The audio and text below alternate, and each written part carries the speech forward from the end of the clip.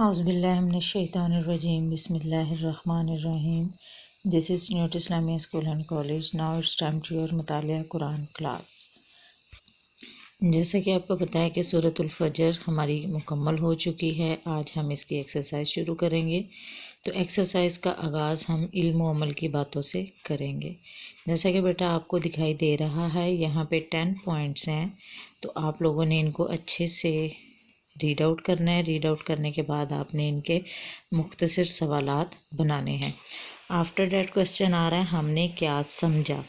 तो इसमें 5 कसीरुल इंतखाबी सवालात आ रहे हैं। फॉर एग्ज़ाम्पल, इस सूरत में किस किस्म की कसम खाई गई है। अब जब आप बुक के ऊपर करोगे तब तो आपको पता चलेगा कि आप सूरतुल फजर पढ़ रहे हैं, तो ये सूरतुल फजर के बारे में है।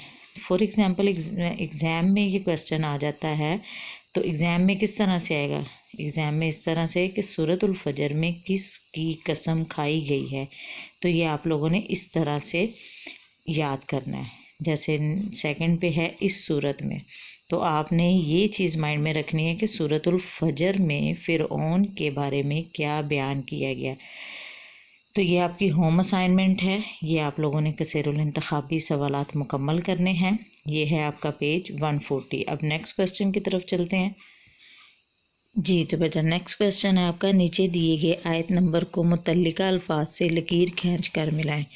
जैसा कि यहाँ पे आयत नंबर बताई गई है जी। तो बेटा यहाँ पे आपको कॉलम नज़र आ रहा है, एक साइड पे लिखे हुए आयत नंबर, तो दूसरी साइड पे उनके आंसर राइट किए गए हैं। तो ये आपके पेज 141 पर दिया गया है। तो आप लोगों ने इसको भी पढ़ के अच्छे से मुकम्मल करना है। आज के लिए हमारा इतना ही सबक है, जो अच्छे से लर्न भी करना है आपने और बुक के ऊपर कंप्लीट भी करना है। अपना बहुत सारा ख्याल रखिएगा, अपनी पढ़ाई पर तवज्जो दें, दुआओं में याद रखें। ओके, अल्लाह हाफिज़।